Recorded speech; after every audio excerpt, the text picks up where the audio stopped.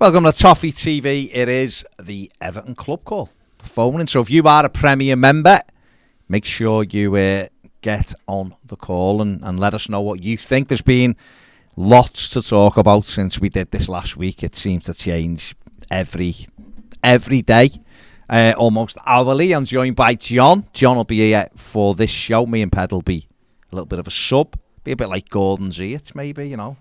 With mind you, I don't want to be Anthony Gordon. It's quiet today. Listen, I mean, you know, we recorded like the business stuff about everything that's gone on. We didn't even mention the House of Lords yesterday. No. You know, where Usmanov was mentioned and Everton. Ms.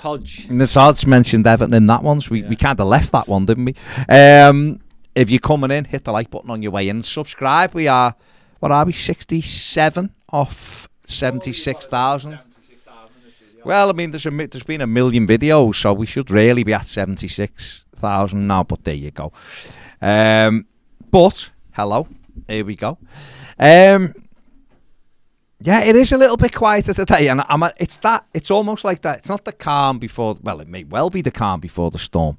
It's almost that like little thing where there's been a lot of mayhem, and now there's an uneasy silence.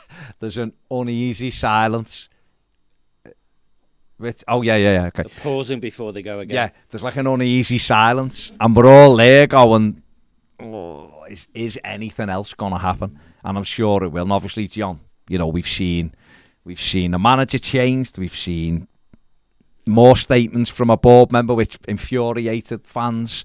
We've seen player do a full U-turn and move to a different club and being unveiled today at that club. We've seen still no manager. We've seen a video by the owner saying the club's not for sale. Then an article almost coming out simultaneously saying Everton is for sale. So there has been Kevin Kraft says too many bullets to cope with at the moment, and it does feel like that. But Matrix dodging. Yeah. It's mad, isn't it? It is a little bit mad, and Marcelo Bielsa will be about 11 million a year. Apparently. No, one thing very untidy, that, isn't it? Why not 12? Yeah, why not 12? Yeah, it's either $1 million a month or it isn't, you know, or $500,000. One other thing, Paige, if you're going, off you go. There's Paige. One of the things. She was so close that all you got was a blur. You got the blur, yeah. One of the things I did find a bit mad was at Leeds, he got everyone's salary paid to him. And then he divvied it out. No. Yeah, that's what. So the thing from there's a thing in the Athletic today about him because I'm gonna have to read that. Bournemouth done all the due diligence obviously because they wanted him and then he turned them down, didn't he? In November. But yeah, at Leeds they didn't get salaries. It went to him and he decided who got what. No way. Listen, hey. I'm gonna have to read the article. Read the article. I can't remember.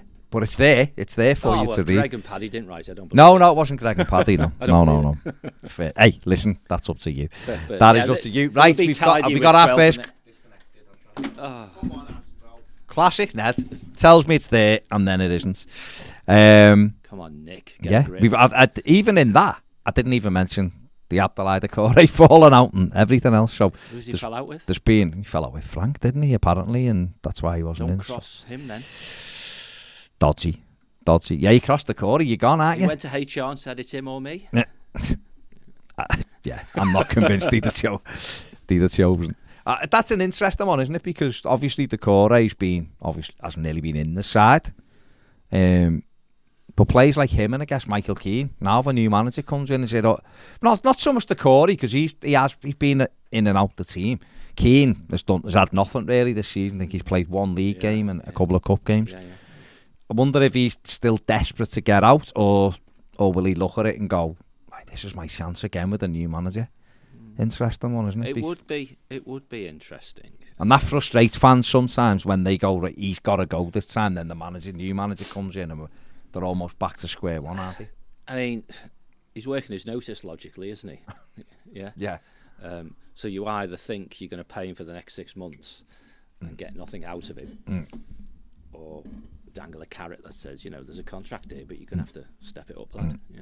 But what about Keane then? Because he has still got, that's the core, right? But Keane's still got 3 years left, hasn't he? Well, he obviously... He wants to go, apparently, doesn't he? Yeah, because presumably he wants to play, right? Would you take a loan for him? Yeah. Just to save wages? Yeah. A sale would be better. Yeah. But, you know, if the new manager, whoever he is, and that we were talking actually on the sofa when we were doing that business stuff, you know, if we don't have a new manager in before the window closes, we could end up letting players go that he wanted. Yeah, or not letting go of players he doesn't want anyway. Yeah. So you've got to be close enough to a guy to know. Well, if you turn up on the 1st of Feb or whatever it is, you know, who do you expect? Who do you want to be there? Yeah. Well, I guess someone. I imagine. You know, the people who were led to believe are in the running is Bielsa still. Allardyce, if you believe, I'm not sure he is, but his name's been mentioned a lot. I think Wayne Rooney's well into the running. I personally like Tedesco to be in the running, but he hasn't been mentioned anywhere other than me and by other people, but no journalists as such. But you say it was like a Rooney, a Bielsa, them kind of people who'd be looking into the squads, particularly Bielsa, because he looks at everything. You'd imagine he would be looking and going, I don't want Michael Keane, or yes, I do want Michael Keane, that kind of thing. So your club could get rid of those players, because I've seen something Nathan Jones said today, the Southampton manager. He's like, we're letting people go because I only want it. Basically, he wants about 17 players, want 25, and the rest are 21, like under 21s. Said because we're gonna need everyone to pull together. I can't have people going, not bet that manager. Bit old school, that, hasn't it? Well, David Moyes' way of doing it. Yeah. And to be honest, I've heard it's changed a little bit now, but I've heard Jurgen Klopp doesn't like a big squad because it's harder to manage. You got more people to keep happy. Yeah, but then he has 46 forwards, so fair play. Does that mean? Who've we got, Ned? Nick Astro. He is here. Nick, are you there? Yeah, mate. What's going on? All good, mate. How are you? Well, I say all good. All good if I pretend that Everton didn't exist. Other aspects of my life are fine.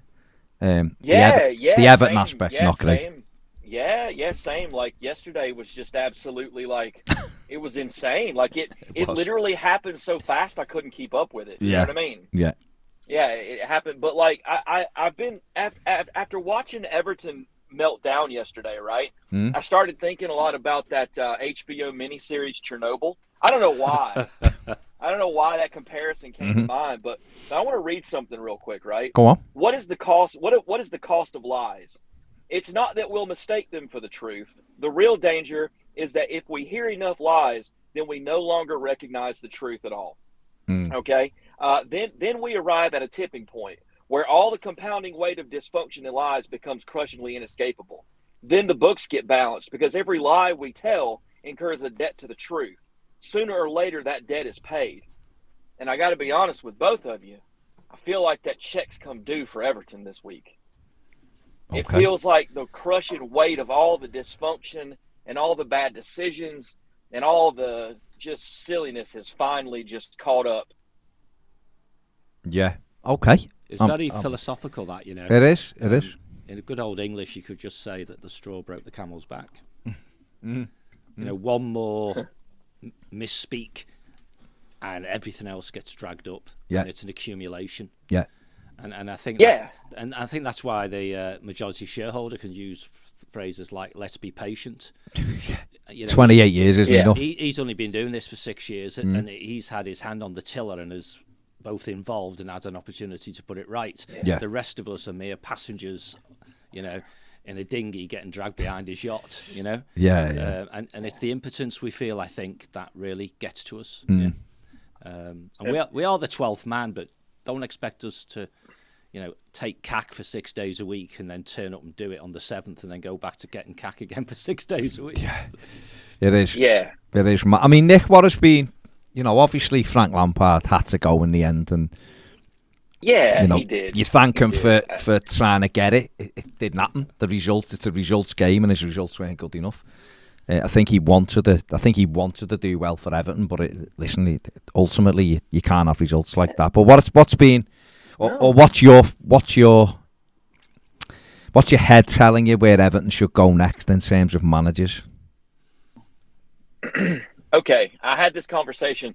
I've actually had like some of my mates who are, they're Evertonians because of me, right? They saw my passion for it. They got caught by the club when the club was actually playing attractive football, and they, I had my entire drive into work this morning was having a conversation about exactly this subject.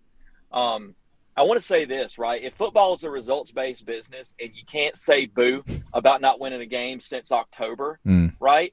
Then what does it say about the people in charge who are responsible for running the club, who commercially fail year after year? Like, let's say this, like at mid-level management of my company, right? Like if everybody below mid-level is failing at their jobs, then I can't just keep firing the people further down the chain. I have to address the failure of leadership further up the chain, right? Yeah. And is my vision for my company, is it being communicated? Is the standard clear?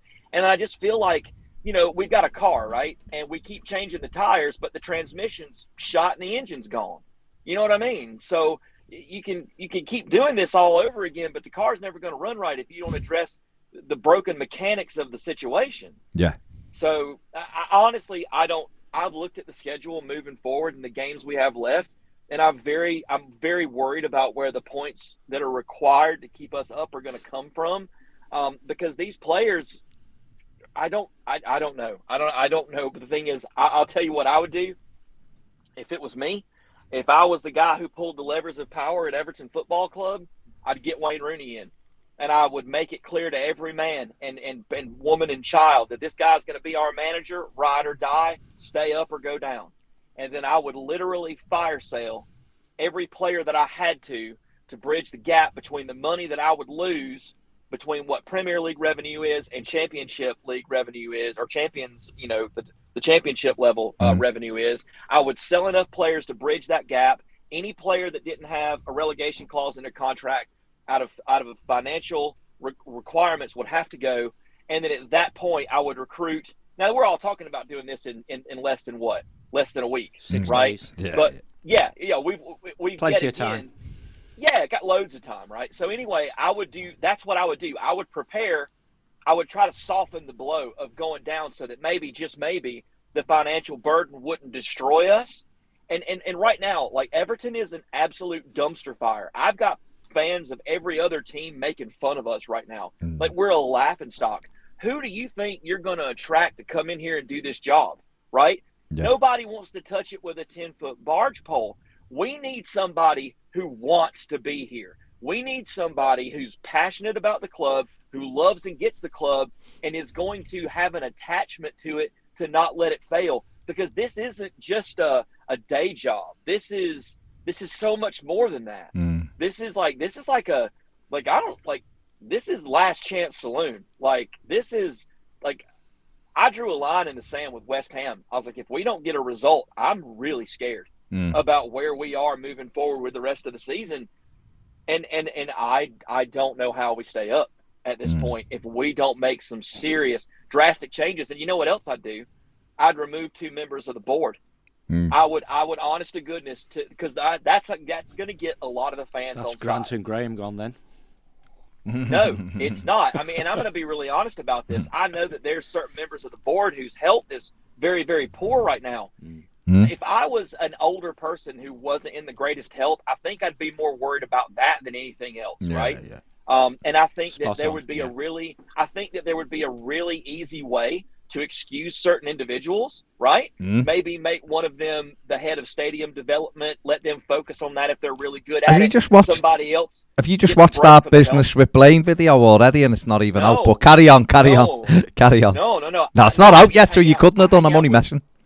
I hang out with really smart people. And I think that's what I try to do with John. Yeah, that's what we're all trying to do. But no, I honestly think that you give them a way to gracefully remove themselves from the situation. You bring in some people who are really, really fired up, excited to be a part of the job. And you know what you could do?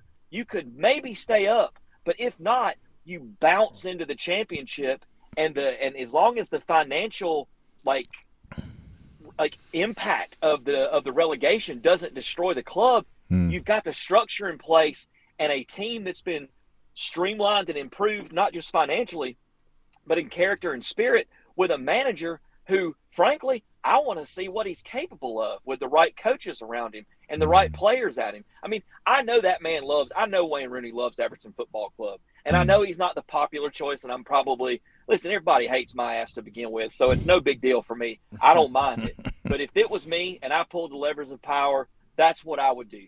If I was Farhad Mashiri, there would be – I would basically clamp down on all the leaks. I would tighten up the ship. I would replace 2 members of board. I'd bring Rooney in. I'd fire sale with the 6 days I got left. I'd get that wage bill manageable. I'd bring in people that – wanted to fight for wearing the shirt and wanted to be there.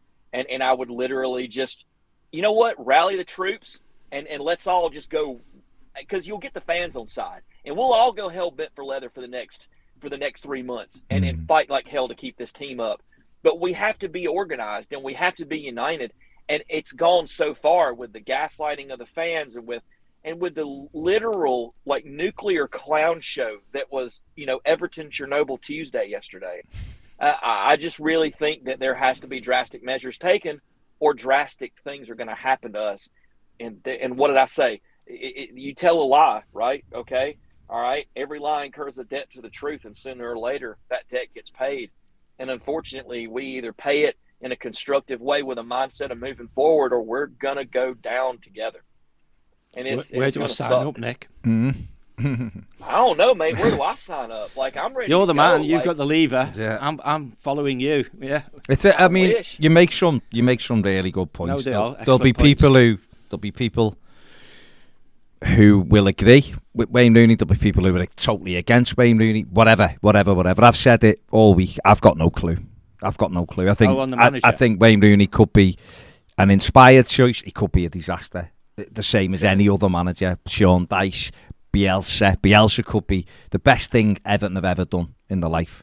Could be an absolute nightmare. Where the morale is with these players, every manager is a risk. It's a huge risk. And it's and those managers who want to protect their own legacy of being a genius, if it's Bielsa, or being a somebody who's out of work and wants a job, even they will have to think about it because they've seen 7 or 8 go before them. We're not very attractive, are we, right now? Right. Are we? We are definitely in old money 5-2 at the Grafton, aren't we? Aren't we? We are. The man who would swim the Atlantic if he knew the job was at the end of it would wants to come. If he does want to come, that is. And I'm with Nick on that one. You couldn't fault the conviction. And because you, Nick, are talking about, when you were talking, it was almost like, well, we are going to get relegated, so let's clear the decks for that, And if we don't get relegated, we're in an even better place as a consequence. Rooney, whilst lacking in experience, he couldn't be worse than minus X points, no players. No. Got to play kids, and all that sort of stuff. And we're not going to be that bad, are we?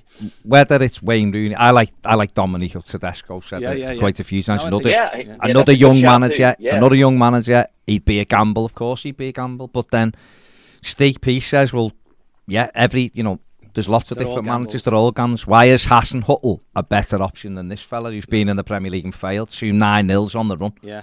How do you lose 9-0 twice on the run? In 2 consecutive seasons. I don't know. That's frightening. That's terrifying. So goal difference. Like, we have to. The margins are so fine. We can't afford any game getting away from us because it very well could be goal difference that keeps us up. Like, I know a lot of people mistake me for the character that I play in those post-match videos. And I honest to goodness, like, probably couldn't be more further in reality who I am every day. But what I'm saying is this, is that I've been in some very, very challenging, demanding situations where there was danger, where there was peril. And you know what you want to do? You want to stop and you want to think, what's going to take me down first? And you deal with things in that ascending or descending order. What's my most imminent danger? And then you handle it, right? And I just don't think that there's any sort of plan at the football club that like honestly, you know what? I would take vacation, fly over there and go, I'm here to help. Like I know I'm an idiot. I'm literally thick as a barn door, but I can see where your problems are. Let me help. And I know that there's people that are way smarter than me, like John Blaine, who could do the exact same thing. But my worry is that we can talk about all these great ideas, but we literally are talking about an organization a multi-billion or multi-hundred million pound organization that can't get out of its own way. Yeah. Like somebody's got to step in and go, time out, shut everything down and do a down day and basically say, we're going silent, we're going quiet until we can figure out what's going on, and then start addressing problems, regroup, reassess everything, and have some cohesion moving forward. But like I keep using this clown gif on Twitter, and people are like, you need to quit being so critical. And I'm like, I can't call this, what I'm seeing, anything other than a clown show, and be telling you the truth. And I said it the other day, I hate giving good people bad news, but it feels like the club's a dead stick. It feels like there's nobody in charge. And when that happens, you're going to impact the ground. Well, all I'd say for you go as well, there's one thing that this isn't like critical mass right now still. There's, we're one win away from climbing out of it. However, we've got no players and no manager, and there's 6 days left, and we need goals to be brought into the squad. But I agree with what you said, that me and John have just done a business video for Premier, which I'm sure you'll catch up with when it's out. But we spoke about what you've just said. An easy win for Farhad Moshiri. Make some changes to the board, or strengthen the board at first, but give people a way out, which is a bit more gracious, whatever, rather than going, you're sacked, do it this way, whatever it is, whatever, to get the fan base back on. But regardless of whether the fan base come back on or not, and this has been missed with some people, particularly in the media, Evertonians will support the team. They might still be against the owner or the board. They will still back the team. They have done, always have, and always will. And we've seen that particularly. Exactly. Against Arsenal, there's a peaceful protest at 11:30, I think it is, in the morning or something like that, outside the ground. They'll get into Goodison and back the team. So this misnomer that Evertonians are booing their own attacking their own players and all of that, it's nonsense. You know what? Nonsense. Sorry if I'm interrupting. Go on. Because you just said peaceful protest.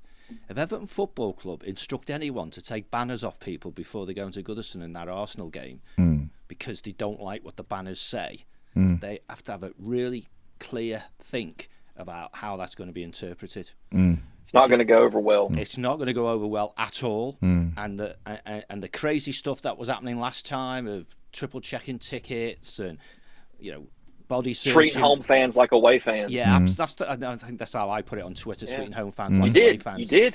Yeah. That's all got to stop. So have your chat now. Don't do what you did in 6 weeks when the World Cup was on and do nothing.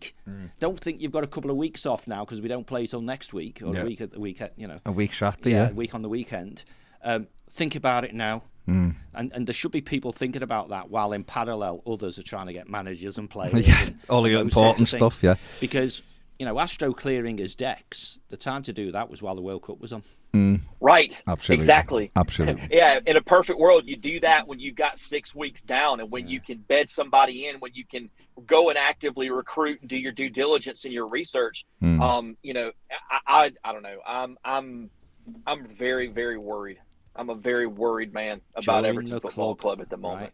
So showing the club, Nick. But really. You guys keep the lights on and keep doing what you're doing, because you're providing a platform for people to intelligently discuss the issues in a very calm and constructive way. And that kind of interaction is necessary for the fan base as we move through this crisis. So if you're not on Premier, do it, because it's the best content you're going to get regarding Everton. And you're going to be glad you did, because it's just borderline therapy at this point. Thank you very much for that lovely plug, Nick. Look after yourself. You are a wise man, as always. No, I'm just you silly. are. And take it easy. I'm going to speak to you soon, mate. See you. Okay, take care. Cheers, Astro. Take care, pal. Ta-ra. Astro entertaining. We are back after those messages from Astro Incorporated. Exactly. Entertaining as always. The real Astro called Nick. Yeah, with his views. Me not too. Wrong though, is he? Listen. Everyone will have an idea on the manager and stuff, but some of the things that he says is right. And I think the two big things, Everton, they probably got one go at it if they get relegated. You've got one real year. Come straight back, you've got to come back quickly. Burnley can show you can be abysmal in the Premier League and run away with the Championship. Exactly. If you do things right. Yeah. And the other thing, I guess, is obviously if we go into the Championship, FFP doesn't count. You go to so it's a bit of a relief, which is a couple of teams have used before to clear the decks and come back. Sure. So it might almost be a reset. But I tell you what, let's not do that. Let's stay up and build from a different position. AED on the super chat, thank you very much, mate, says, as a Newcastle United fan, oh, good man, can you give me an honest opinion on what we are buying in Gordon, the good and the bad, and will Eddie Howe improve him? I don't know whether Eddie Howe will improve him, but he's looked like he's improved other players, so yes. I think what you get with Anthony Gordon is you're getting potential. I think if you get him on his good days, a hard worker, he's pacey. I think he's recorded as the second quickest in the Premier League, I think, so far this season. Godfrey's faster. Well, Ben said anyway. Yeah, I'm just saying what was recorded this week. I know, yeah. And he's someone who can get better. There's absolutely no doubt about that. I think he'll go and probably put everything in there because it's new for him. And therefore the Newcastle fans, I imagine, will like him because if he plays like he did for us last season, he does set the tempo a lot of times. He's not consistent yet. That's something you've got to get out of him. He's got to be, for us, certainly this season, he just simply hasn't done enough in games, which is why I think a lot of Evertonians are just like, yeah, I'm not bothered if he goes. That's in his head. That's in his head. If he gets that right, and the Newcastle fans get behind him, he could be a very, very good player. For us right now, he looks like, I might be way wrong, he looks like he doesn't really want to be here for us. That might just be his confidence has gone or whatever. I don't know, because I'm not inside the player's head. I don't know the player. And therefore, if we get a decent amount of money, it makes sense for us to sell him. I think. Yeah. But providing Everton can then go and use that money. John, have you got anything different on that? What about Anthony Just Gordon? about him? I always go back to what my mate Chris said, which is when he was coming out of the youth team into the first team, because Chris coached at Finch Farm. Right, yeah. And he's very cautious with what he says. And all he said is, and I might have tweeted this actually, but he said he's seen players with far more talent not make it. Okay. And players with less talent go on to have very successful careers. And it's all about that old thing that used to be up at Finch Farm about, when talent doesn't work hard. And that's where he's at, I think. Yeah. He's not working hard. He's not doing the things that caught attention last season. And when you have players like that, there's always a coach who thinks, I can get it out of him. Yeah. Look at how rubbish Delhi was with us. But there was still an overseas manager who thought, but I can get the real Delhi back and all that. But the real Delhi is actually the guy who doesn't give a damn, right? Yeah. At the moment, he's just lost it at a very young age. And because these guys get so much money, once you've got a 5-year, 100 grand a year contract in your back pocket, which presumably is what Anthony Gordon will get when he goes to Newcastle, it will really test his mental resolve for actually, do I really want to do this? Yeah. Because I've now got set for life in my back pocket. Yeah. But you're right, he will be used sparingly there, I would have thought. I can't see him as a starter, but depends what they see him as. Eddie Howe, I think, now he'd be great for us down the right hand side. Well, you can imagine Howe might be in the wing back type role. That Chelsea thought they would use him in, and Eddie Howe so far riding the crest that you do when you think winning's easy. Might think, he's another quality player to add to the squad. It's what you should do, shouldn't you? You should be strengthening when you're doing well. Absolutely. And that's the problem, is that we generally haven't done that. We've sat on our laurels. I'm just surprised others haven't been speculative and try and pick off some of our players. Maybe they have, and we've just flat battered them away. There'll be ones who, people like Anthony Gordon, it's pure profit because he's come through with the DCL's FFP. the same. And Don will be very similar, so we'll see. Who? Dom? Yeah. Anthony Gordon does seem like he wants to move on as well, but I don't think others are that your top line policy, if you don't want to be here, you can go, but at our price. Interesting. New report from the Athletic for investors. Oh, is there? No, I'm just saying, just Cameron has just said, new report coming from the Athletic on new investors. The front runner for investments in Everton is a group that already has holdings at other football clubs and a significant holding in a different sport. I mean, that's exactly... Okay. That's exactly the type of investors we want, isn't it? We'll see what it is. It's about Jamie, is it? Could be Red Bull. Oh, there's another one about Jamie as well, Yeah. Could be Red Bull. There's also a thing about Bielsa. Oh, okay. Oh, okay. Let's have a look. That, he's willing to accept, but only in the summer. Well, Jamie Carragher's had a pop back. Fair play. On Kia. Interesting. Very, very interesting there. Right, we've got our next caller. Who is it? Adam. Okay. Adam, are you there? Hello, Adam. Hello, Adam. Hello, Adam. Hello. Hello, Adam. He's there. No. Just need him to talk. Adam. Hello, Adam. Can you hear me? Okay, who's this? Is this Luke? Luke. Hello, Luke. Sorry, I don't know where Adam's gone. Adam's disappeared.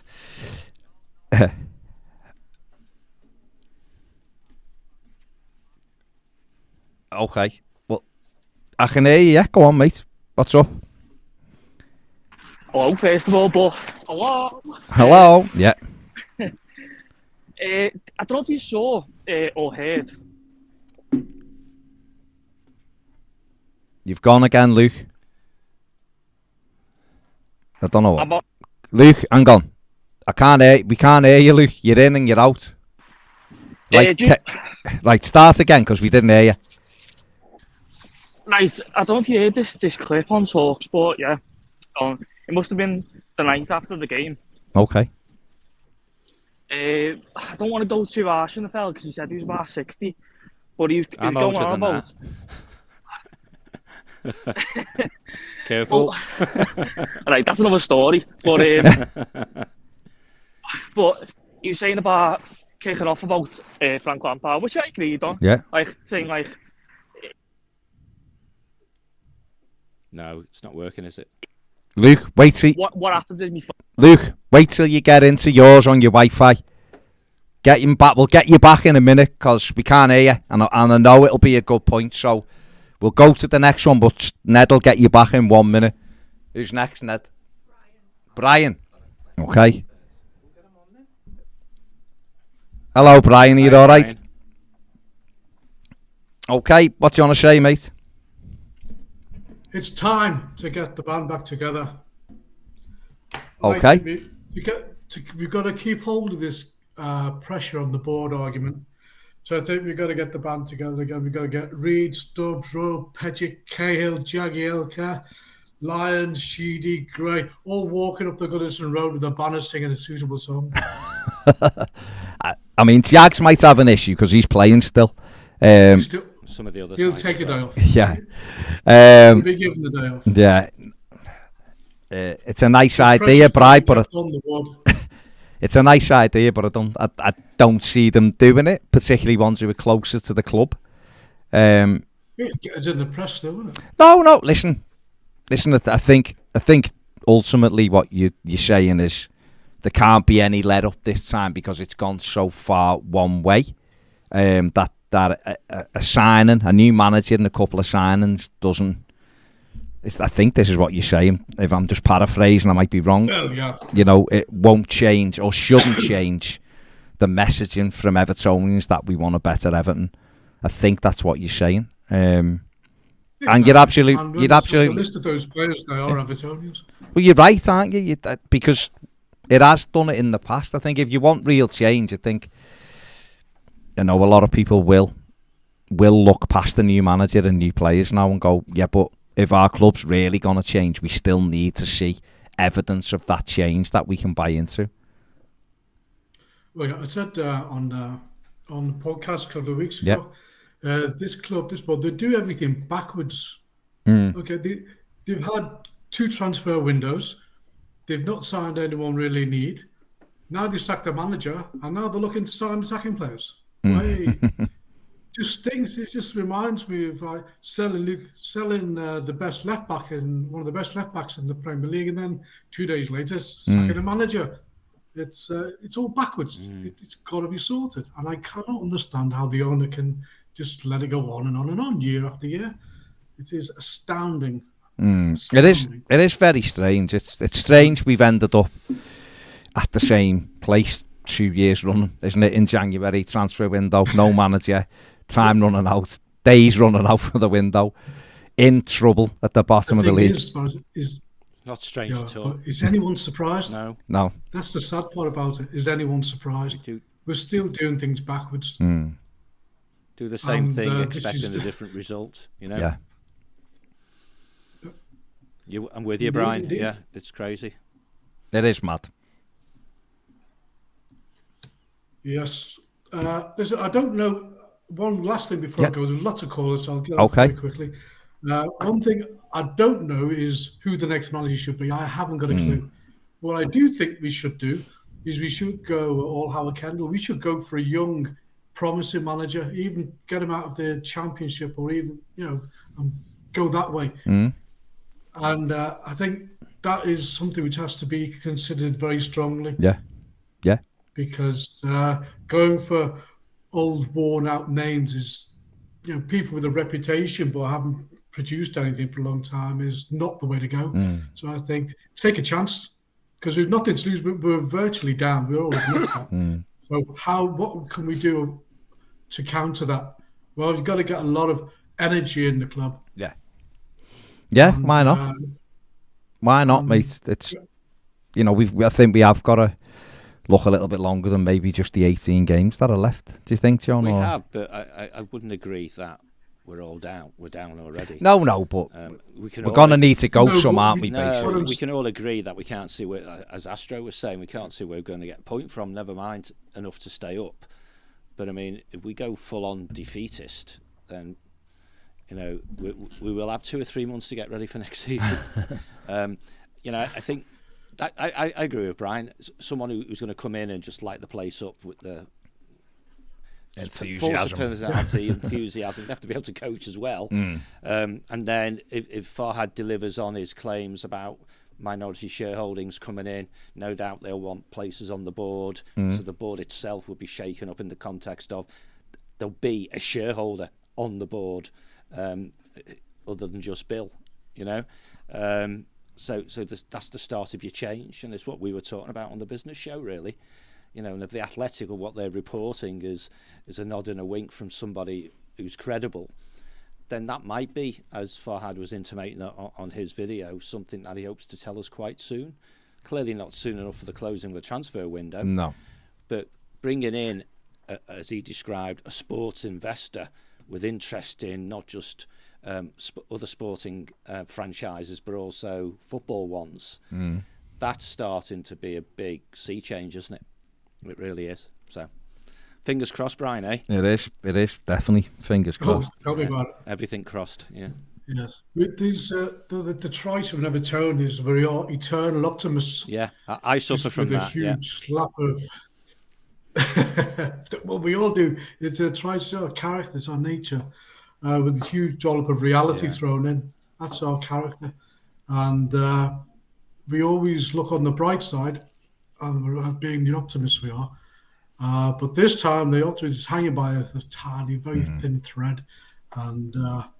This is it's hard to accept, because I don't think we have the energy that we had last season. No, you do Which get is, battle weary, and the heart and mind are willing, but maybe the body's less so. Yeah, for that. So Yeah. we just need an excuse to go crazy again. Let's just beat Arsenal, and we'll all be up for it. We'll see, yeah.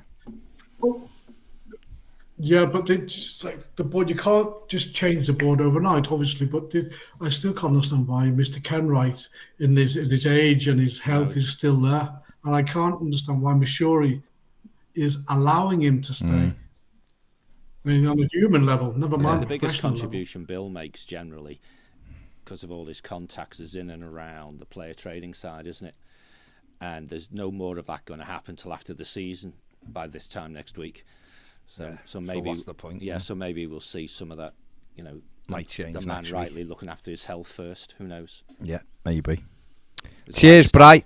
Cheers, Brian.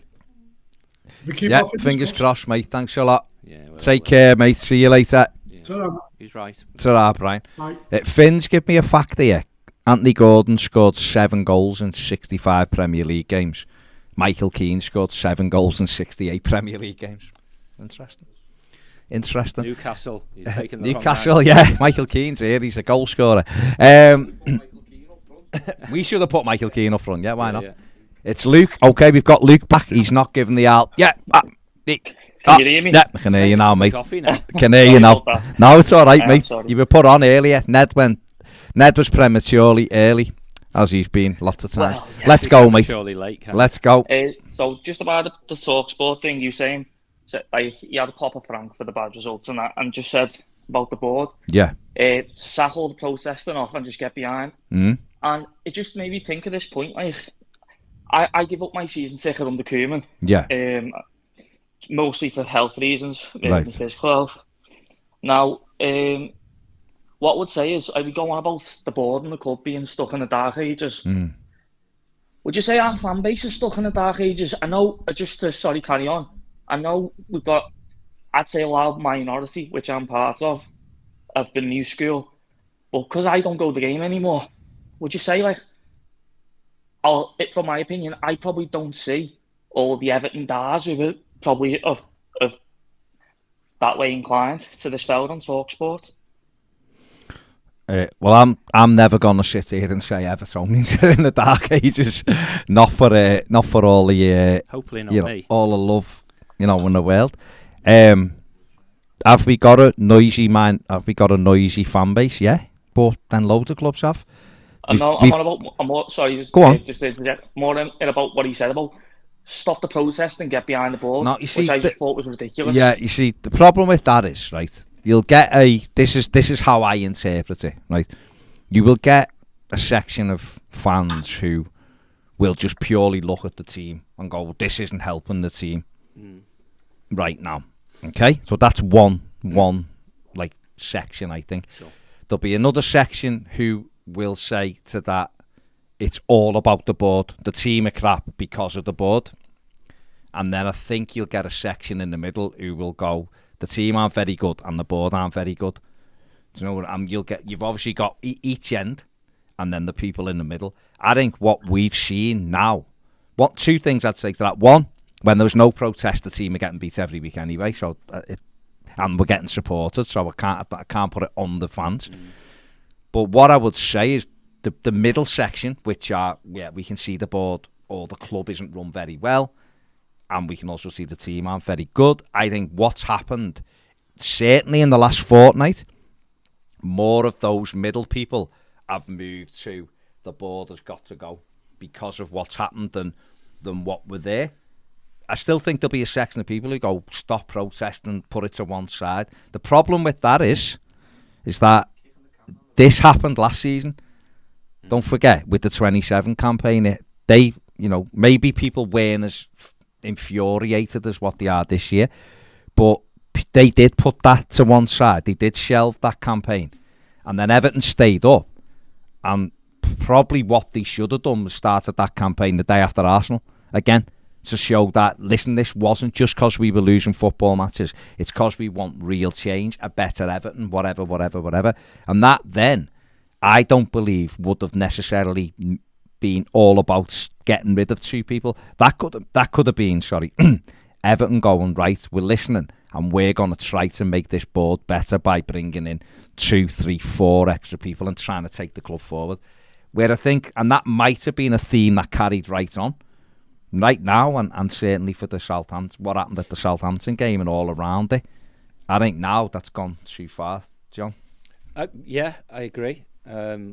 Simple example, I guess, would be in political terms. When we have a general election, it's not the far left or the far right voters who determine the election. It's the people in the middle who decide which side of that middle line they're going to flop over to. And I think what you just described is people, just to pick a direction, on the right, centre right, becoming centre left, and therefore it becomes a more populist movement than it was last season, if you will, around the 27 campaign, which was way over on the left and couldn't convince the people in the middle to join them. Circumstances change. The campaign managers, if you like, modify the campaign a little bit, and the situation gets worse. And before you know it, it's something that can't be turned round. You know. Sorry, showing secret things. You know. But so I agree fundamentally what you just said, which is I don't get the Dar bit. I don't think it's an ageist thing, to be honest. You know, most of the people around me are younger than me, but that's because I'm an old bugger, right? But I think perhaps what you're saying, my friend, is you were a bit further left and you've moved towards the centrist types, and the centrist types have moved towards you, and I don't think we should be turning off our objections to a badly run football club just because we win a few games, or just because people think, oh, you're distracting the players. Just move that mic up a bit closer, please. Oh yeah. Yeah. No, I can't get any just closer. Lift it. It will lift. I think that's what it is, Luke. I mean, I don't know. I wouldn't like I've said before. I would never turn around and go, everyone feels like this, because I haven't got a clue. No. Just a lot of people I speak to, and even ones who were just a bit like, you know, it is what it is. You go to Matt, even there, like, no, it needs to change. It does, because we're just going round in circles, basically. No one can see a kind of like a pathway. No one can see a plan. No one can see a direction which we're going in. And I think you come to a realisation, I think sometimes in your life, where you're like, I'm not getting any younger and this isn't changing. So it's just like seasons are just going by as if, it'll all be all right at some stage. And I don't think you can live like that. The game moves too fast now. You've got to try to make change all the time, I think. Well, changes should be a way of life, because if you're going for continuous improvement, because you're living by the ideals of a business, NSNO and all that, then you always want to get better players. I can't hear him. What's he say? Yeah. But sorry, you know, I've lost me. There is a petition that you can sign as well, by the way. That stick it in the thumbnail. Well, the shareholders have come up with a petition to offer a vote of no confidence in the Everton board. Yeah. It's online. You can sign it, and that'd make a difference, I guess. Well, it would, because it builds up just the numbers, really. It's whatever it is. I think Dave said on the show yesterday, nearly 15,000 or something. So. But you know, the way where I was going with that is, change is normal. Yeah, of course it is. Our business, our football club behaves like change is a bad thing. Yeah. When it's not. If we can find a better centre forward, and you've got one who scores 20 goals a season, but you think this guy's going to score 30, get rid of the 20 man and get the 30 man, and so on. The other thing when you're trying to affect change is, and it's got to be visible. It's great telling us got a 300-line plan, but none of us have seen it. No. So the way you can change sentiment quickly is actually to do something no one thought you would do. Yeah. Oh God, yeah. You know, so if the world thinks they're never going to sack Frank Lampard because he's Usmanov's mate, and then you sack him, they go, oh my God, they've got rid. Wasn't expecting that. So if we do actually get a minority shareholder who sticks a person on the board and has taken a minority shareholding in the football club, and Farhad Moshiri proves to all and sundry by executing that transaction that it never was for sale, all the in the nose, all the media, all the shit stirrers, sorry I've sworn again, sorry, blah blah blah, have an oh my God moment, don't they? Yeah. You know, and if it is a high profile organisation with a global presence, you know, surely not Red Bull because of the name, but you know what I mean? That sort of presence, to have an interest in multiple clubs or multiple franchises that are into US sport and so on, people go, whoa. So we just need an excuse to believe that it's changing for the good. Absolutely. There you go, Luke. I'll leave on this. Can I just say, before I go, I'll jump off. I thought Anthony Gordon was a disgrace at the West Ham game. He was on the touchline, just stood there chatting with one of their players for about 10 minutes. It's absolutely disgusting. Okay. He's a 21-year-old man. He's not a child. And I'll leave now. Okay, no worries, Luke. No worries, mate. Sorry again, lads. No, top man. For everything. All right, cheers, Luke. Take care, care, mate. Take care. I know Dan Hume has either said it or his agent said his move to Everton collapsed once Everton sacked Frank Lampard. So obviously, again, I mean, you've said it a few times. Why didn't you just get him? Today, you mean? I've said it today. Yeah. Just get it. Why didn't you just sign him and then sack the manager? Yeah, I mean, unbelievable. Truly unbelievable. I guess if that's true, if it's true. I mean, how could you make that mistake? Left hand doesn't know what the right hand's doing. I don't know. I really don't know. But that, if that's the reason given, maybe we're just a moral club and we told him, you know. But sometimes in circumstances like this, you have to look after number one first, don't you? Yeah, absolutely. Sign the man and then say, "Oops, sorry, lad." You know. Yeah, absolutely. Dylan, you're talking nonsense, mate. It's called looking at the whole picture. It's called absolutely looking at the whole picture. You can't. Give me your who you think should get the job. That'd be tremendous. So get that on the. We've got Jordan, I think. As soon as I take them off, yeah. Let's have more people ringing in. That's me. And before we start, Dylan, I haven't interviewed Domenico Tedesco. It's just so you know. Cheers. If we got Jordan, what do you want to say, mate? Hi there. Yes. Can you hear me? Excellent. Well, there are some things I've noticed about. You may have seen me before in Wanderlust. Yes, I'm that. I'm the guy who never shuts up in your chat. And now I'm here to dominate this club call. Anyhow, here's the thing about Everton. Like, I followed Everton for a while, then I stopped following sports for the longest time, and then thanks to a certain local club, I started following football again, and then got back into Everton. And well, let's just say this: I can deal with my team being crap. I'm no stranger to that at all. Yeah, I can deal with my team having a few boardroom issues. They're not as rare as one would think. I can even deal mostly with not scoring for beans, or I'd have found it even harder to follow our own season last season. I can't deal with Everton, with this club that I love, actively picking fights with its own fans. And you know what really gets me? The women's team is firing, and certain parts of the academy are firing.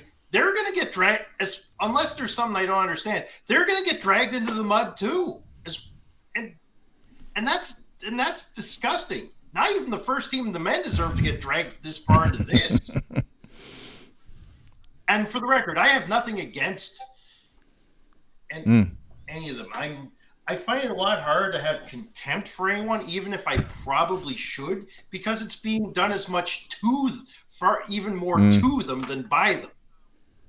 That's why I tend not to have a pop at players and managers, even if they need to do a lot more than they have been. I just tend not to actively disagree with it a lot of the time, although I think Anthony Gordon may have been getting way too much stick, in my opinion, compared to certain others. Another thing that really gets me is, the timing of everything. Sack Frank and then bring in somebody who came for Frank, and then all of a sudden he's suddenly at Spurs. Wow. That's the stuff resignations are made of. Yeah. Honestly. Yeah. No, I think what you're talking about. Well, I think what you're talking about is with other teams getting dragged into it is a culture of acceptance of things not going in the right direction. So you start to feel sorry for yourself, and you're hoping that doesn't filter down to other teams, such as the kids teams who were doing all right or whatever. But the women's team were the women's team who started to win. I don't know. I don't know, John. I don't know. It's a difficult one. I mean, the sad fact of life are just like the cliche around actual football games, that winning becomes a habit, but losing also becomes a habit. Yeah. I think once an organisation's the feel of the place becomes negative, it just provides a breeding ground for negativism and denial. You call it feeling sorry for yourself. Why should I go the extra mile, the extra yard rather? It won't make any difference anyway. and so on and so on. And and Luke, I think it was, when he was talking about Anthony Gordon at West Ham, maybe he's so-called on the touchline warming up, but he knows he's off, and he knows he ain't going to get brought on, so he doesn't warm up properly. Type of thing. So it's interesting that when it gets to that state, it doesn't need much of a spark to fix it, because innately everyone has within them the ability to get back to where they were, but someone has to spark it. Yeah. And that's what's really depressing. If you have a leadership team who are anonymous externally, I don't know if they're really vocal and telling everyone what's going on inside the organisation, but I suspect if they were, we'd know about it. Yeah. And therefore, and I think, again, we talk about Twitter, don't we? I think I tweeted this as well, or it might have been in a WhatsApp group. The actual staff who work for Everton right now must hate going to work, because it's all doom and gloom, And, we're sitting here thinking, well, look on the bright side, in another week, at least the window will be closed. One less distraction. Yeah, and we'll know where we're at. What we've got is what we've got at that time, isn't it? So it's you just keep hitting the groups, man, and making sure Baz continues to know who you are when you ring up. See, but I know who he is, Yeah. I know who he is. So, cheers, Jordan. Cheers, my friend. All right. Yeah, thanks. And the thing about that is, it's a thing done both.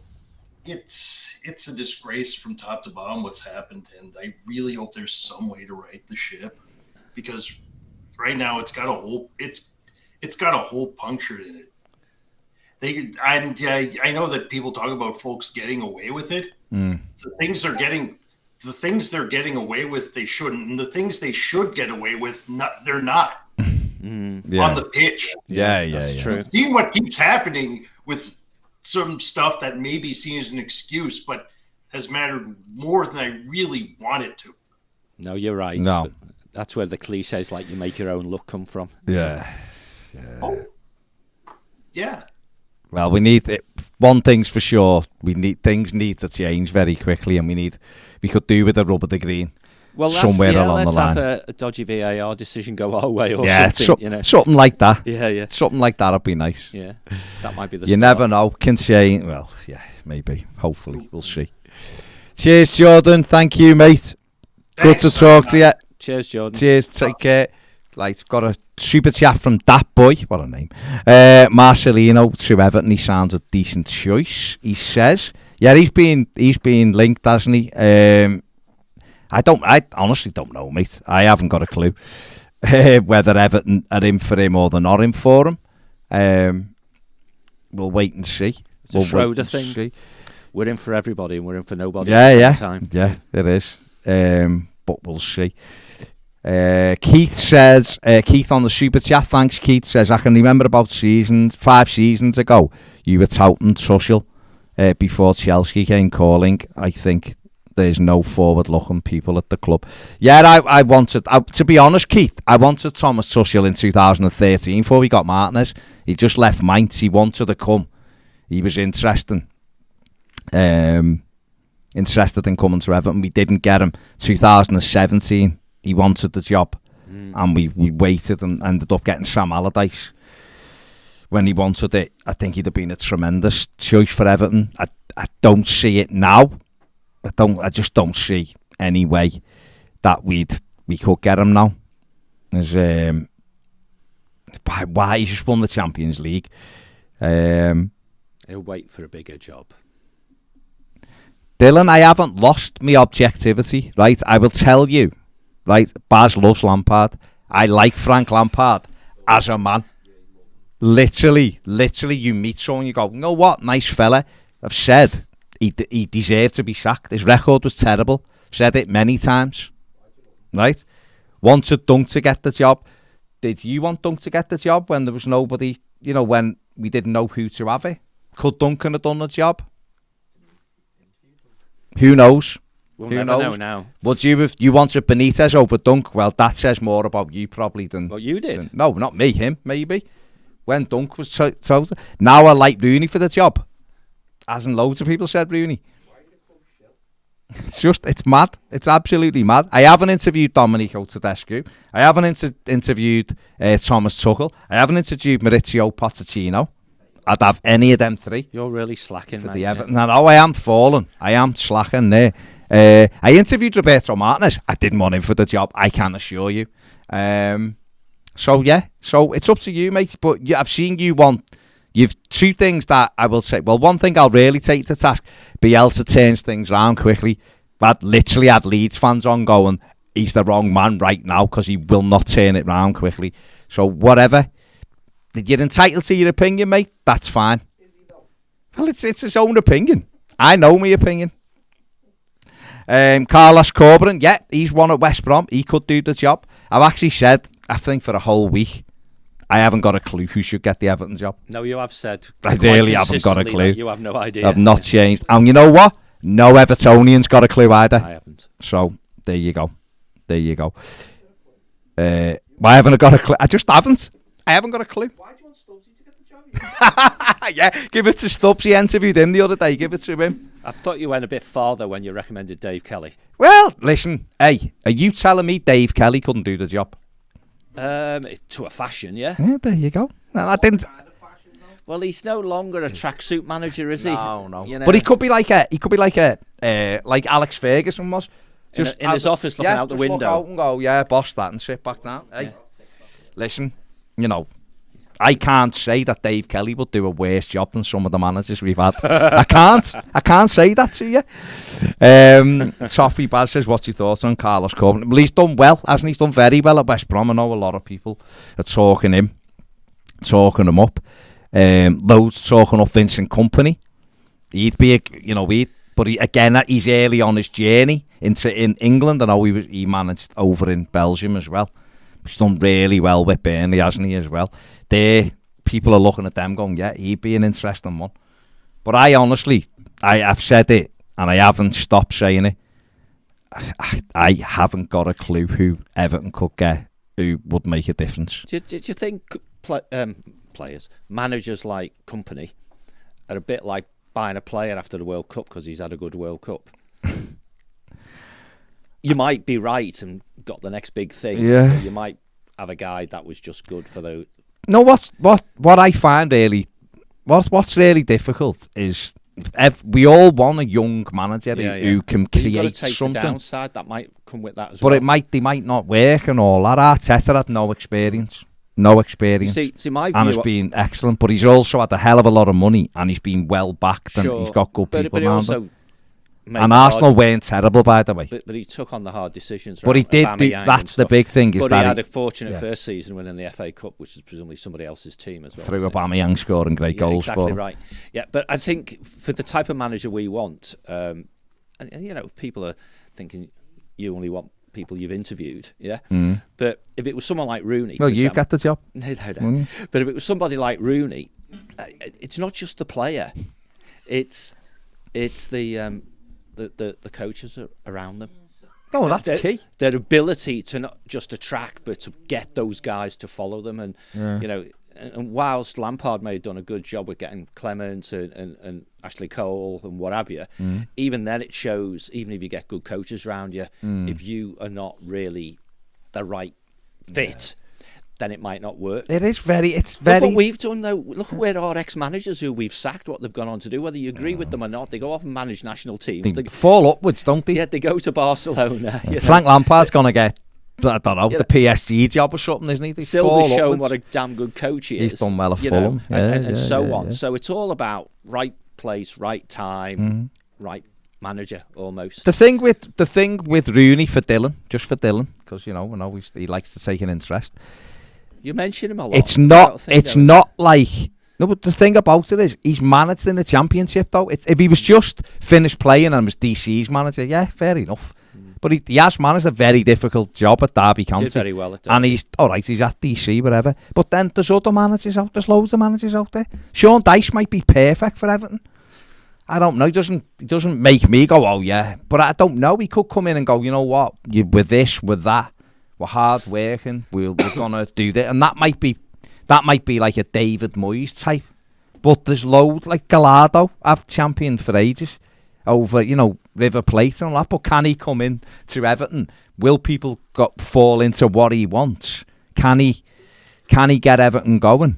Do you know what I mean? There's just so many managers you look at and go, he could be good, he could be a nightmare. Well, we talked about it before. You end up with 3 or 4 managers who are allegedly the shortlist or the most frequently mentioned, and they're all different. You've got stories of the club allegedly, which I don't believe personally, asking the players, what do you think, and so on. So it all comes across as a bit, oh dear, this is really worrying, But in the past, we've landed on managers who've turned out to be absolute genius with hindsight. Kendall and Moyes perhaps being the 2 most obvious ones in well, I was going to say recent times. We have to be my age for it to be recent times.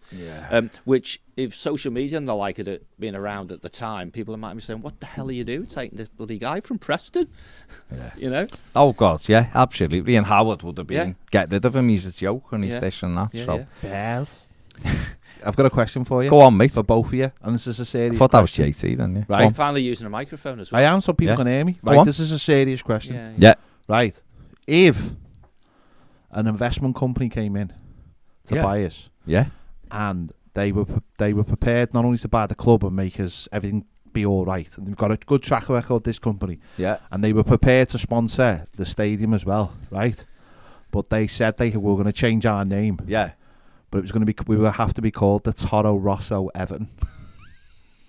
So you know what, John? You know what Toro Rosso is? Yeah, but would we win something? Yeah. Oh, okay. So you know what? Do you know what Toro Rosso is? No.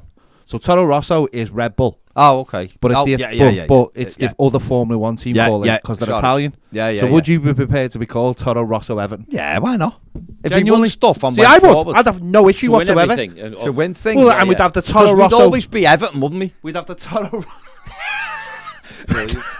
We'd have the Toro Rosso Arena, right? Which would, and it would be. I'd have no problem with that. The sponsor on our kit would be Toro Rosso. Yeah, all Toro, full with Toro like obviously Rosso. Red Bull logo. So are we fully in on that? Could we sign a striker called Toro Rosso as well? If we wanted to. I don't know if there's a no, striker there might called not Red be Bull. one. Yeah, there might not be one. We could be RB Everton because the B would stand for blue, really, wouldn't it?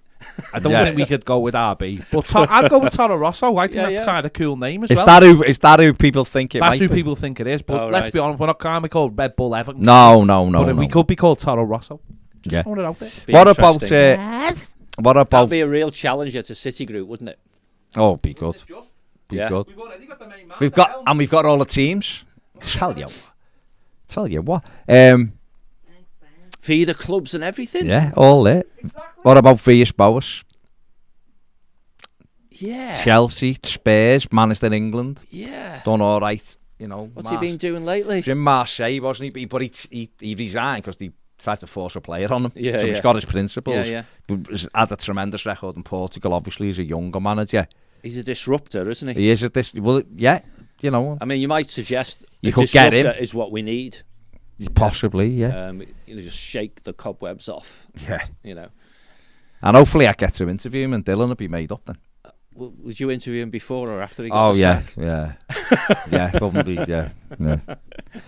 The club give Everton's managers a pass to interview as a hint. I've got Kilbanham interviewing soon, so we'll see whether I recommend him for the manager's job after I've interviewed him. Yeah, listen, like I said, I've got no clue. I would like a Tedesco, someone like that. Would be very, very interesting. I think. I'd love Tuchel, but he's never a risky taken job. Everton. If it was like I think it'd be a little bit more attractive if it was the summer, wouldn't it? If it was like May now and you just give them announced a that chance. Red Bull have become a minority shareholder. Well, you see, then Bielsa could come in then. I think that'd be a better decision because he'd have that 6 weeks to really drill into them exactly what he wanted. Trying to do it mid-season when you're effectively bottom of the league, aren't you? Just by goal difference, you know. It's really difficult to make that change, isn't it? I remind you, because you said that we coolly and calmly sat at this desk a number of weeks ago and said change the manager in February. And there we go.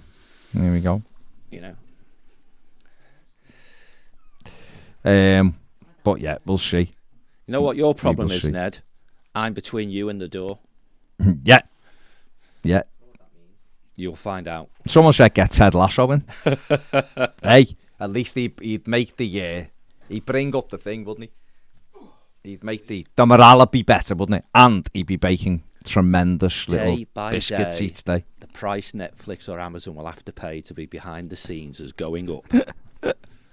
Isn't it? Yeah. What a show that's going to be next season. Dave Bryan says, and it's Taro Rosso. Taro Rosso FC. It's got a nice little ring to it. Yeah. It's got a nice... You don't get cheap tickets to Formula One. Why not? Oh, badge will be on the side of the car. Everything. Yeah. Be incredible. It could be incredible. I mean, realistically, when do you see Everton appointing a new manager? When they found the right one. No. No. Get off the fence, I mean, we yeah. I'm not. Never sat there before. Not like you, yeah. Yeah. Just do a bit of logic on it. It took Brighton 7 or 8 days to nail a manager, didn't they? And without being too rude on our crew, if they're following a due process and our processes gets us to the right place faster than Brighton did, I would be surprised. Yeah. So that suggests that just as the window closes is the earliest it's going to happen. Yeah. Okay. But we are sitting here. No, the plan the dive the plan thing. Yeah. That would say, and again, Mashiri said it in his interview last night. You know, the recruitment department get the players. Kevin gets the players. The manager trains them and coaches them. That's the coach them. He did say that, to be fair, didn't he? Walk the talk. Pick the manager once the squad is set. Yeah. Okay. Greg says the conversation of who the new manager should be is a moot point. Businesses fail for 2 reasons. They don't find product market fit, or they have a failing structure. We have product market fit clearly with fanatical paying customers, but we severely lack a functional structure with a cohesive direction. And until that is solved, we will continue to fail and eventually fall into the abyss. The definition of insanity is doing the same thing over and over again and expecting a different outcome. Yeah. What can we do?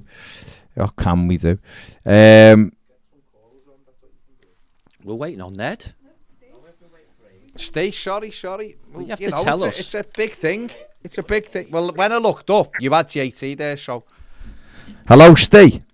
Hi, mate. You okay? All right, mate. Go on, big man. Is that Steve? Yeah? Steve, I would like to recommend you for Everton manager's job because I've interviewed you many times. I was going to say, I'm a Dominic Tedesco fan. It doesn't mean I've interviewed him. That's who I was actually bringing up to talk about. Oh, yeah. Go on, mate. I think I'm seeing a lot of names mentioned. Bielsa, Hasselhutton, Dyche, Allardyce. And obviously seeing a lot of negativity towards probably all 4, really. Yeah. I think Bielsa's 50-50 with fans. Yeah. Due to, obviously, the way he plays. But I think, wouldn't it be great for the club just to try something different for once? And not go with a manager who's got Premier League experience, like we go with players who've got Premier League experience and they're crap.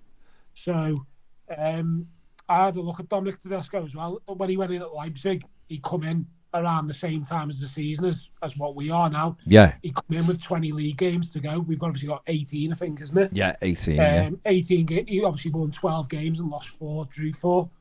So obviously I know Leipzig are a far, far better team than we are. But he has the experience of working with obviously teams who are halfway through a season in a bit of trouble as well. Yeah. Also as well, I look at our team and I think I don't really know what formation we are settled on. I don't think Frank Lampard was settled on 3 at the back, 4 in midfield. I don't think he was settled on anything. Yeah. I look at our team and don't think we're good enough to play 4-3-3. And I also don't know whether we're good enough to even play 4-2-3-1 at the moment due to the wide players. So obviously he come in and played 3-4. I think it was formation he done last time. It was like 3-4-1-2, something like that. It was. Oh, okay. When he was at Leipzig. So I don't know. I just think for once, wouldn't it just be nice for the club just to try something different? Because I think, let's be honest, the last 8 managers, 9 managers, it's gone terribly wrong, really. And it'll be interesting to see what the board and the director of football do. Obviously, ideally, I'd like them to have a manager in charge this week so he can start implementing his ideas towards next week's game. Yeah. But what do you two think? Do you think Tedesco, or do you Do you think it has to be someone with the experience of the league, or are you not in that camp really? I'm not in that camp. No, I don't think so. No, I think Tedesco, he's 37, isn't he? He's got experience, like you said, Steve, going in when the team are in trouble and turning it round. He's had Champions League experience as well. Yeah. I think he is an interesting one. I think he'd have the energy and the desire to do well in the Premier League. I'd like Everton to speak to him, because that would suggest we are looking far and wide like we should do. Also, I was going to say, I don't mind the idea of him challenging the board, because you want that. I've seen a few people saying they're a bit worried about because he fell out with he has fell out, You want him to, though, don't you? That's what he's there for, to challenge his bosses. And they're there to challenge him. So I think it's got to work on both sides, really. You can't just expect the manager to come in and not be happy with certain things. If he wants a centre forward and the club aren't getting him the centre forward, he doesn't have to say what player he wants. He might just say, to be honest, for this team to get better, I need a tall centre forward and a winger who can get the ball in the box. I think we all know that we need that.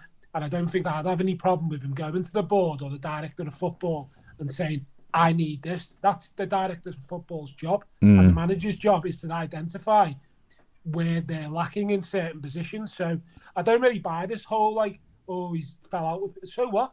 I don't care. If he's willing to challenge someone, that's what you want. Apparently the Eskers said there's no truth to Red Bull being Everton's new owner. Yeah, but I was going to say, I'd be very surprised if it was Red Bull, but there are lots of other non-sporting groups out there. Oh, there's loads.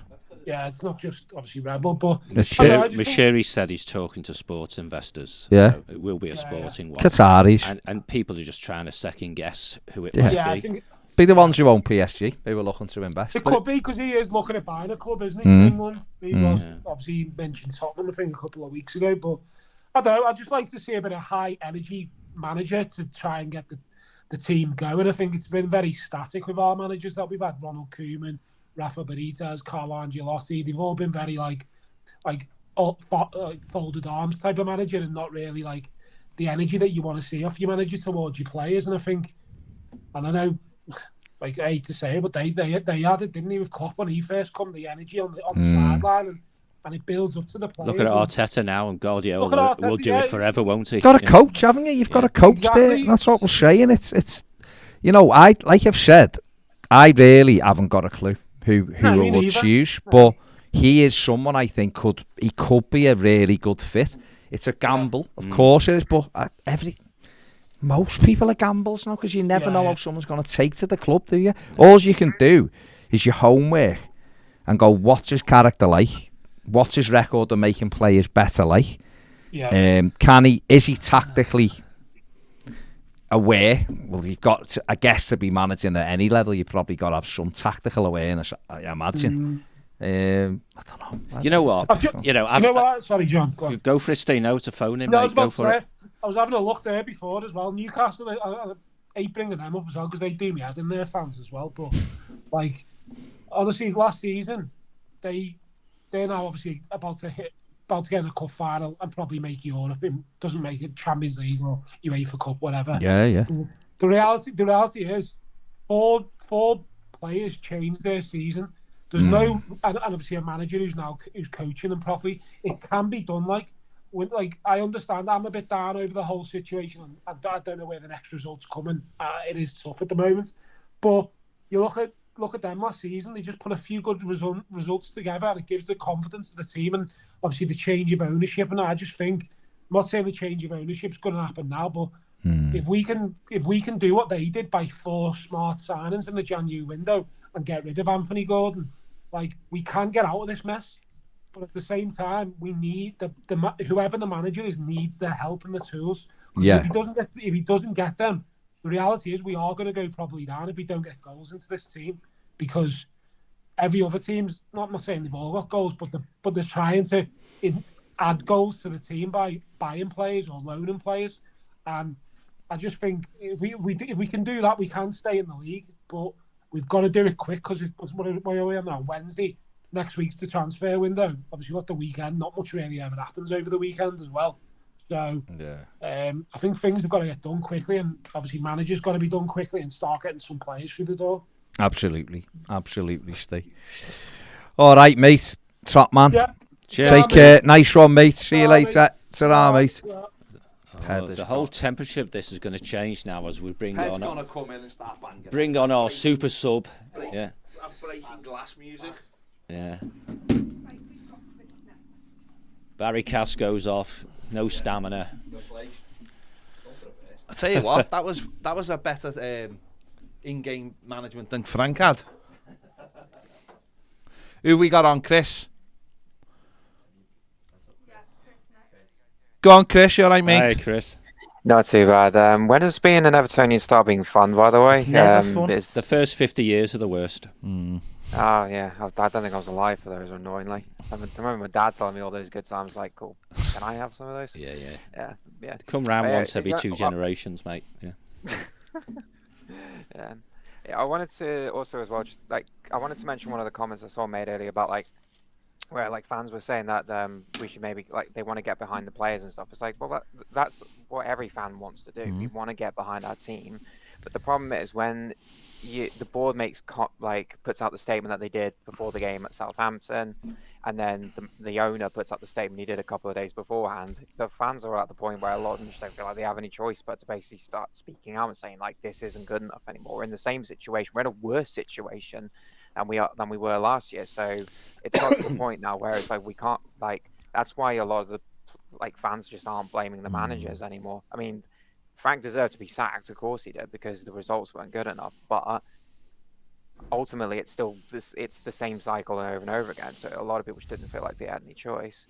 The other thing as well is because obviously from watching the interview that Farhad Mashiri's put out, I mean, you try and watch it with no without any like predetermined judgment of you think he's going to talk nonsense or he's going to give us all this insight. I just try to go into it as neutral as I could, and even with that in mind, I'm still not 100% sure exactly what it is that he's told her other than we've got the foundations for this in place to get into because the ambition is playing Europe. Is like but how are you doing these things? Like you've not actually explained how. The only bit of kind of at least somewhat useful information was this is how we recruit players. The manager and the director, they present a player, and then that player gets presented to Bill and Farhad, and then they sign off on whether to finalise it or not. So basically, guys like Neil Mopey and Dwight McNeil either came from Frank or they came from the director. So apparently from both of them. So yeah.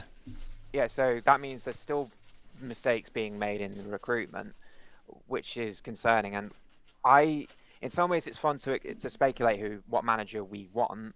Like, there's like, I'd love Postecoglou, I'd love Poch. But the thing that bothers me about all of this is, do I necessarily think our owner is going to do those things? Are they looking around Europe for like the next up and coming manager who could come in and we take a chance on? I don't think they are doing that at all. I don't think they are going to do it because their track record of hiring managers suggests that's the opposite of what they do. They only get managers who've been sacked and are currently in the Premier League or like have some form of Premier League experience. So it kind of like, when you consider all these factors, it kind of makes it even harder and harder to remain optimistic. And as much as I can try and make arguments for why Bielsa could potentially be a good appointment, because we need a style of play, we need at least some kind of philosophy we can get behind, and a lot of those players they deserve to be flogged and like run into the ground because they're not working hard enough. But it's still, because if Bielsa had never played in the Premier League and never gone up with Leeds, do you really think Farhad Mashiri would be looking at him, or do we think the club would be looking at him at this moment in time? Probably not. So it's like, well, it kind of kills any kind of optimism you would have, like that the club is actually going to appoint the right guy. It's very hard to trust them at this moment in time. Yeah, just going back to your point you made before, and I was obviously listening in on the side there about there being leaving protests and stuff. For me, that kind of stuff's just kicking the can down the road. You know, this should have been done the day after Arsenal But I understand why it wasn't, because people were exhausted and people probably felt like there was going to be a positive outcome by all this. But I think what everybody's seen in recently, you know, because like today we are on the back page of at least 4 national newspapers. We're the main story, and it's all negative.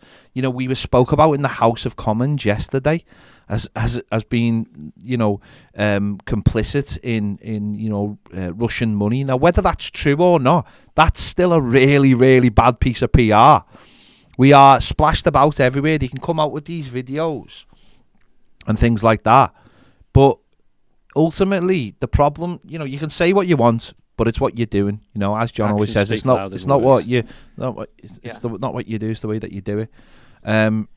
Something needs to happen, because all we're doing is kicking the can down the road. And as a fan base, if Everton get relegated and then half of our fan base suddenly decide that's the time to make their feelings known, it's too late. It is too late by that point. You know, any kind of activism, you know, whether people are going on strike or whatever, you don't go on strike after you've settled your wage agreement. You go on strike during the wage agreement. That's the point of going on strike. And as a fan base, that's what we need to do. And I know I'm a little bit more, certainly more outspoken, you know, or whatever than maybe other people are on this. But Everton fans should be... do you know what makes me laugh, right? Do you know, if you go into Italy and places like this is just part of the culture. It's all day, every day. It is all day, every day, isn't it? And in this country, we're dead protective. It's like, oh, you can't say that, you can't do that. In other countries, they'll go into the training ground and burn it down. I'm not advocating that, clearly, but that's what they would do. If the players weren't doing what they were told to do, and the manager, you know, some clubs do it themselves. I mean, there's clubs in Italy that tell their players after a bad result, they have like 2 training grounds. They have one that's their normal one, and they have one that's in the mountains, and they go, we're going there for a week, and the players are like, what? And we're going, no, that's the end of it. You're getting locked away for... In this country, they're so protected, it's unbelievable. And I think it's really important that the fans continue to make the point. That's my personal opinion.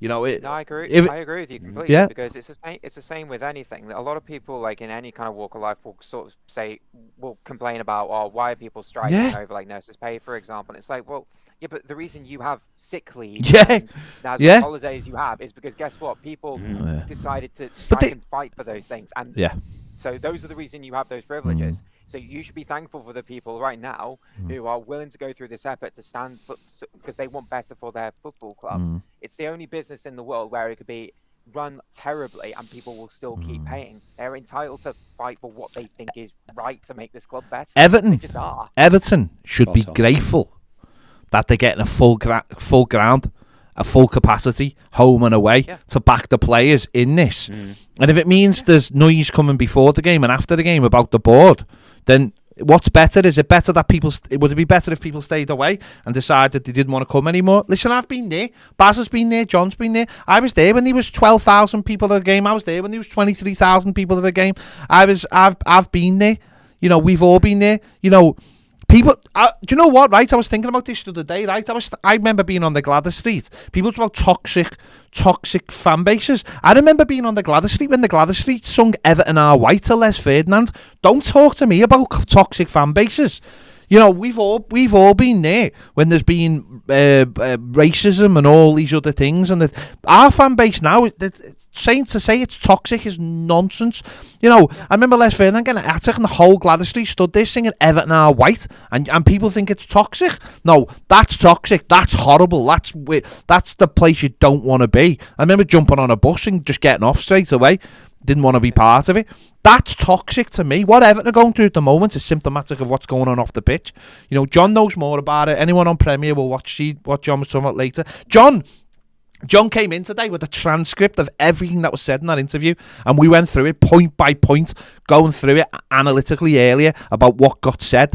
And to be fair, it's not, is it, John? What he said is just, a lot of it's just fluff, isn't it? There's a fair amount of fluff, but there's also some insight you can extract from it, and I think Baz is going to do that tomorrow on the... it's on the Premier, I think. Yeah. But you're right. I mean, you have to work hard to see the messages. That's the point. Yeah. We shouldn't have to work hard. They should be crystal clear. Yeah. Yeah. And there's a lot of, in that video, there is, because the video itself, right, fair play to Jazz. I don't get the edit. The edit is for someone who's been doing this for a while and has learned as I've gone along. The edit is awful, by the way. To make it look like even that Jazz is not even in the same room. I mean, Jazz had to get a picture online to prove to people that he was actually with Mashiri. That he was with Mashiri, because the edit is so bad. Yeah. That should never happen. There should be no question marks about it before we even start. It's bad on that. You said it before. The first thing that you should see is Jazz walking over, shaking his hand to prove he's in the same room as him and he's talking to him, and then you can do that silly split screen nonsense, which is just nonsense, by the way, because it makes the video feel really cold and it doesn't make it look like they're in the same place. But the problem is, because Jazz is doing it and he's done a really good job there, but it's not they're not his questions, and it's not an interview. What it is him just saying things to him and getting an answer. That's not an interview. What Everton really, really need to do, and I applaud Everton, by the way, for sticking that on YouTube rather than it being on TalkSport with Jim White. Yeah. But Everton have got to get the bottle to get someone to sit down with him who does not call him Mr. Mashiri. Sit down with him and do a proper face-to-face interview where, when a question is asked, it can be, and an answer is given. The question then can be asked a second time. No, explain to me why you won't tell me right now, why you won't answer these questions. Because that's literally what he said, didn't he? In the first answer. I'll do that later. Well, the obvious one would be, and I have to put my shareholders hat on, is you would ask him, does he have a problem with general meetings? And he would say no, because that's what he said before. And then you'd follow up and say, well, why don't we have them then? Yeah. Rather than, thank you for that, I'll go on to my next question. You know, it's crazy. I remember, because I think I was trying to that was kind of, because when I did the Tuesday topic question a week or so ago, I think that was how I was trying to word it. It wasn't that necessarily that would changing the board change anything. It was, because absolutely it would. All the points you made in the video were brilliant. I'd love to see things like that. It's more a case of, do I necessarily trust the owner to appoint a board that would do those things? Which is and I think that's the hard thing about everything that's going on, because I think assuming it is Bielsa, don't hate the idea, don't 100% like the idea either. I think, but at the same time, it does kind of, for all the reasons I've mentioned, it does kind of leak back into it's the same owner it just feels very much like the same owner making the same mistakes over and over again. So yeah, this is more of a rant, really. Chris, that's fine, mate. That's why we're here. Yeah, so it doesn't. So it's not just me and Baz. You've come to the right place. Based on our blood vessels every single day. People think I'm either going to burst a blood vessel, have a heart attack, or do you think I'm a mass alcoholic, and that's why I don't drink alcohol anymore, which is just not true. But and I've said loads of times, I'm quite calm about the situation. I come in here to just have me little rants, but I'm quite calm about the situation. Comes in here every day with a can of Red Bull. It's beyond the anger point. It's now just the being a bit upset that your club's just not very good. Do you know what it's great though, Chris? Do you know what's great from my point of view? As someone who's been sitting here talking about this for quite a long time and biting me tongue for quite a long time as well, is other people now are not awake to it, but the body of evidence is built up to the point where it can't be denied by anyone now. It can't be denied. There's a body of evidence now, and what I think is quite interesting is the rats are jumping the ship now. Get Kia this morning on TalkSport, pointing fingers everywhere. He said this and he said that, and I think what's quite interesting is what we've heard in the last few weeks or last few days, whatever, is certain people saying, well, it's Mashiri does everything. And then someone else going, well, no, he doesn't, because Bill does this. And then someone else going, Dennis Baxendale does this. And then that's what he said. And then someone else. Add to that as well, Baz, is the news going, the club's not for sale. Just as that interview. Exactly. The club is for sale. And John will be able to tell you more than this, but surely there's nothing.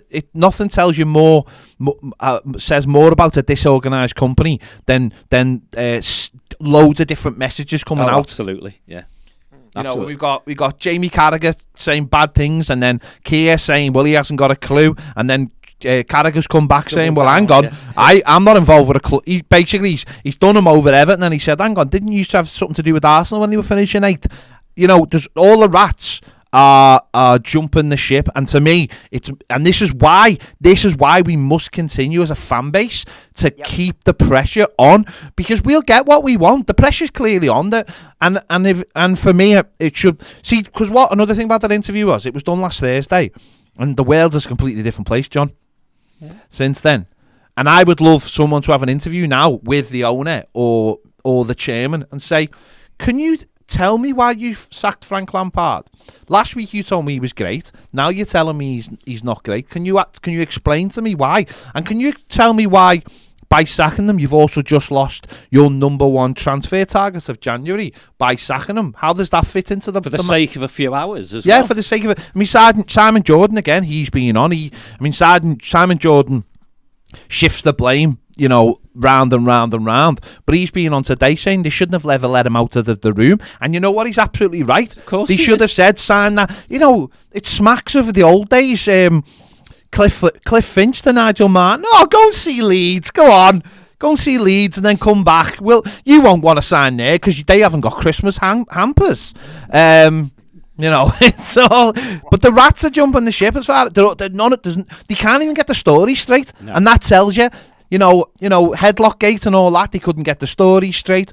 There's no through line. The club is an absolute mess, and journalists are now starting to jump on it. And whereas they might have stayed quiet before and gone, oh, we can't say that. They're not anymore. The best line you got the whole of the week, Jamie Carragher, the football club rang me, and that tells you everything you need to know about these people. They are terrified, absolutely terrified of everything that goes on outside of their control, because that's all they ever do, the football club. They try and control the narrative. They've been trying to do it in this room for 4 years. I guarantee it. I guarantee they've been trying to control the narrative in this room for 4 years. So it doesn't surprise me about anything that happens at national media. So the worst thing is, they're not even very good at it. They're terrible at it. That's the thing. They're terrible. They couldn't even put a bleeding good video out. I could have got Ned and Paige, and they would have set that video out better. Jack's been in here 2 weeks as an intern. He would have done better than that. It was awful. There you go. There's that. Sorry, you've had. Here's that. Yeah. I've been drinking Toro Rosso for the last hour. I've just been drinking black coffee just to get through the day. Hey, mate, in this place, they go through gallons of the stuff per day. We don't. We go through coffee because Paige has definitely got shares in coffee, by the way. Yeah. She can't help but give you Just sitting. Do you want a coffee? Do you want a coffee? Do you want a coffee?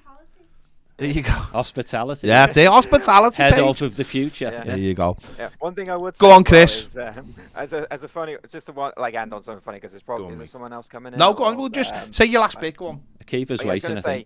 I watched the Rooney interview where he was at Derby, and he was saying, I think I left it in the comments as well, but Mel Morris told him that they can't sign Phil Jagielka for the rest of the season. So he goes, okay, brings all the players in, brings Mel Morris in, and goes, oh, Mel Morris has got something to say to you, hasn't he? And it was like, and then as soon as he put Mel Morris on the spot about Phil Jagielka, he goes, we'll think about it, see what we do.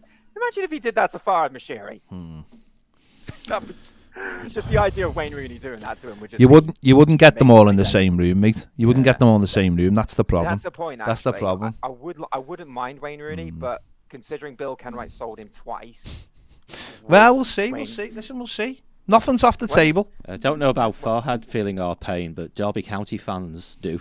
Without, fair point. Mel Morris was an interesting owner, wasn't he? Yeah, there you go. I'll get off. Cheers, Chris. Thanks for the call, Thank mate. Thanks, mate. Who we got? Akiva. In Australia, I guess. Akiva. Hey, can you guys hear me? Go on, mate. Go on. See you, but we can hear you. Go on, Akiva, mate. Sounds good. Hey guys, first it's good to see the flag. You see the flag, yeah? We're very happy for that. Just quickly, I have a few points I want to make. Go on, mate. Some are business and some are more fan related. When it comes to board members and people who are appointed, like any other company in the world, generally board members and people would have certain KPIs that need to be met. So I'm wondering, is there a certain type of KPIs that officially are on record that should be met for the board members at Everton, or is that just a myth and doesn't exist and they can just run free and do what they like? Because if they're accountable for their KPIs at the end of each season, and surely there should be a discussion about, certain people stepping down. But something like what happened yesterday with, a player that was about to come and did not end up coming, and, I don't know whose fault is that, whether that's, David Harrison in his position, who should have been, dealt with that in terms of contract and stuff like that. I just want to get a better picture of behind the scene. That's just my first point about business. Do you want me to do Go that? on, let John answer that then. The short answer is no. The publication of how we measure the performance of the board formally is, if it exists, it's not made public. I think there are a few KPIs that you can take at the end of a season just to see how they did. One is where we finish in the league, and then when the financial year finishes, which is a month or so later, how much money we've made one way or the other. So I think through any objective KPI, our football club has been failing for a number of years. Just explain to people what a KPI is. Key performance indicator. Yeah, okay. So just targets, really. Yeah, targets. With regards to you don't get a player across the line, which is what we're talking about, and Simon Jordan types who've been there saying you should have locked the door and say you're not going out till you put a wet signature on this piece of paper. In real life, if you visualise what was going on at Finch Farm, the guy's happy. He's coming to Everton. He's getting his video done in his shirt. He's got a squad number. All those good things. Yeah. And you just wait till a photographer's finished taking a few photos or whatever. You say, "Excuse me, mate, would you just put your signature on the bottom of here, please?" And he does it. Job done. Dave Harrison would be the guy sticking the piece of paper in front of him. But I don't think that necessarily means it's Dave Harrison's fault. But certainly, Farhad Moshiri said in his interview that we will be ruthless. I actually think if you drop the ball on a player like that, maybe that's one of those things that gets you into serious trouble if you're the person who's accountable. But I think, Akiva, the real problem would be trying to figure out who was accountable for that. Yeah, it's just madness, because when you look at this type of situation, and if a player, that quality, or if he wasn't that quality, he was going to come in and was going to potentially sign, and then if he was to even see the craziness that's happening as a player, how is that going to entice any other players wanting to come in, in the next few days? Because they'll just look at exactly what just happened now and be like, if this player's not coming, why on earth would we come? Because we've never seen something like that happen before. So it's a ripple effect that happens on a more public, arena. It is, and a small wave in the middle of the Atlantic becomes a tsunami when it hits Ireland, and that's sort of where we're at now.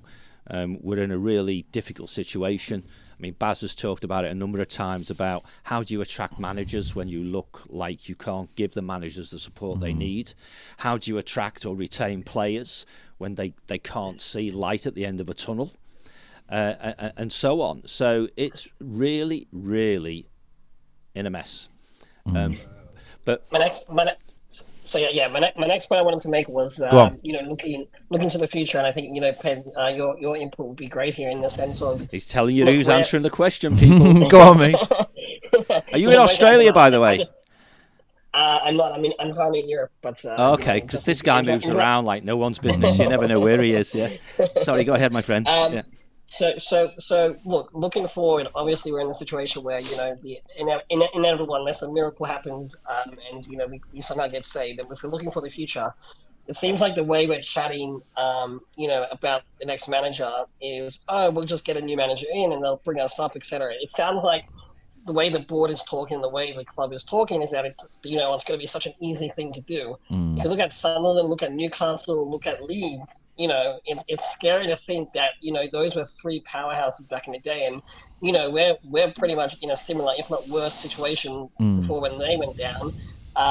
Realistically, me personally, if we were to even get back up in the first season, I could possibly only see us, clinching that eighth spot and maybe a playoff. I couldn't see us coming to first, second, or in that top half. I wanted to ask, I guess, both of you, where would you see us in the championship? Because we think the Premier League's hard. Wait till we, get to a championship level and having to play all these, teams that are much more passionate about getting back up. I'll be honest with you. If Everton were to go down, but got themselves sorted beforehand, I honestly think we could easily just come back without any hassle whatsoever. I think the standard of the championship is really poor. I think it's huff and puff, I don't think there's a lot going on down there. I think what a club like Everton would have to, one of its biggest problem is negotiating the games, negotiating how many games you have. That would be the biggest problem. A lot of the weeks it's Saturday, Tuesday, or Saturday, Wednesday. Because we would be the biggest fish, would be on TV all the time. That's true. Well, the TV times for the Championship are horrendous. There's a lot of 12 o'clock on a Sunday and things like that. So we'd have to negotiate all that kind of thing. You'd have to keep the fan base engaged because it would be really difficult. You know, not the local fan base as such, but people who will come in from the outer city. If you've got games on a Wednesday and a Tuesday night, it would be keeping people engaged who, you know, it's getting harder and harder. People having to work more and more different kinds of shifts. Keep you know, Everton playing at home on a Wednesday night, a 7:45 kickoff against a Millwall, let's say. How do you keep people, and it's in, you know, in November or something, or December, how do you keep people engaged with coming to the ground? So it's those kind of things. I don't believe, I've seen people saying it's the hardest league to get out of. I don't think that's true at all. Look at Burnley this season. Look at Burnley. I think it's the quality is not there. So Everton would have to get the house in order and bring in quality, like we've seen Burnley do. But that's an if, isn't it? That's if Everton continue. Still an if. Yeah. If Everton, It's a big if. if Everton continue on the spiral they're going now, they'll end up like Sunderland. If they keep sitting in that house while it's on fire going everything's all right, then they'll end up like Sunderland. Now that might mean going down to League One, but that'll mean having a struggle. You know, we do see teams go down to the Championship, of course, from the Premier League and not come back up again, but they're not big teams. They haven't got budgets. If Everton, you scrape all this away, if Everton have got 35,000 people turning up every week in the Championship, Everton's budget will be higher than everybody else's. Also, we'd have the parachute payments in the first year as well. I was listening to a football finance expert before he came in, and he said basically in that first year nothing would be too much different for Everton, apart from, I would imagine, commercial deals themselves. John could tell us. Potentially, if they depending on what league we're in, but we will drop around 50 million in income. Yeah. Oh, I appreciate that. And Everton, of course, Everton would have. Horrible, but that's what you do. Everton would have to get people out of the club and get. You'd have to cut your cloth accordingly. But it's not. The quality in the Championship is not amazing. It's very huff and puff. It is. It's not. It's about who can stick in there the longest. It's about longevity. It's about keeping up a certain standard every single week and being able to place. You know, look, Norwich bounced up and down for years. Again, they're only a small club. They're not a massive club. So it would be. Don't get me wrong. I'm not sitting here going, "I'll be dead easy."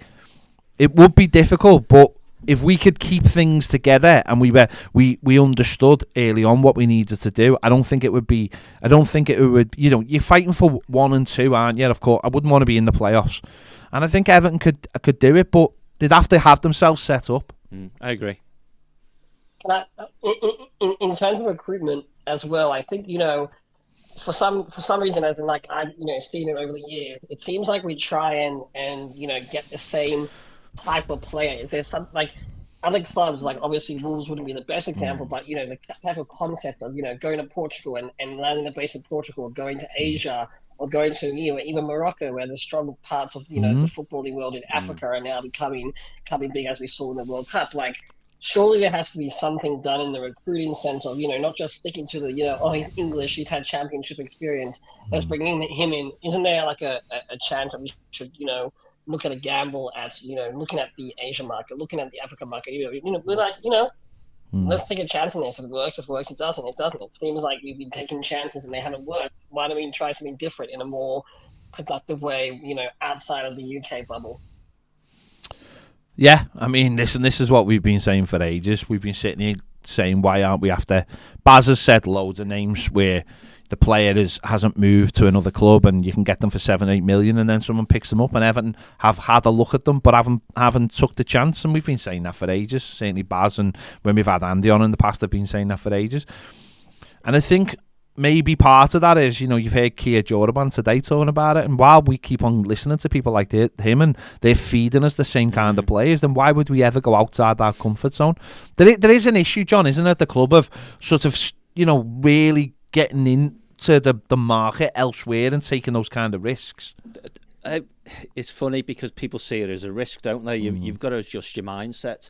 If you're recruiting to a plan, which means you've got a defined style of play that you think you want, and therefore you need certain kinds of players, and you give criteria to your scouting team, find me players that fit this profile, then it shouldn't matter where they come from, should they?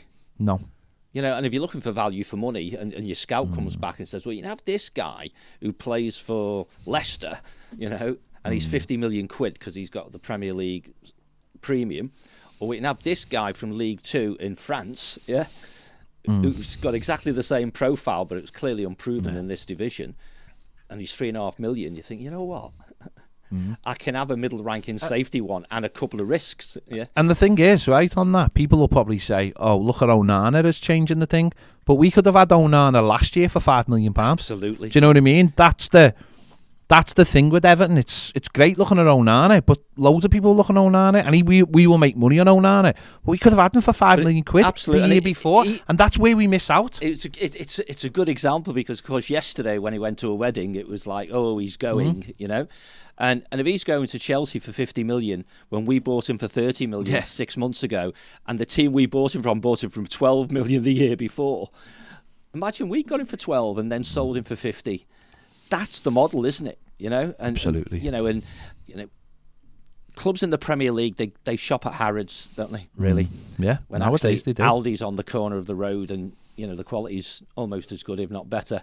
And, of course it is. The price is a lot different. Of course it is. But the problem is, though, it's lower risk. The problem is, though, we've been shopping in the bargain basement section of Harrods. Yes. So we've been paying the Harrods prices for things that are not as good. Almost out of date. Yeah. Not as good as the Aldi, where there are quality things. Yeah. Like Jag Master. I'm gonna leave you guys here. Go on, mate. I guess my last point before I leave, and obviously, I'm sending all the positive vibes to Liverpool. I'm thankful I don't live there. The city, you mean? Yeah. I could not imagine being there, and I sending all the positive vibes. I just want to ask, in the sense of where we are now, compared to where we were without an owner, do you think we would have been, like, obviously it's a hypothetical, do you think we would have been in this exact same situation had we not had Moshiri come into the club, or would it have just been something that would have happened a few years earlier rather than now? That is a really good question, because football has changed massively. I think what we do have, because we do have Moshiri, is we do have, in terms of financial situation, there is a light at the end of the tunnel. It's just that at the moment we're wading through the stuff that Andy Dufresne had to wade through at the end of Shawshank Redemption. We can see the light. We're just getting to it is the problem. I think if Fard Moshiri hadn't come in, to his credit, we'd just be wading through that stuff in purgatory. But go on then, John, that's fine, go on.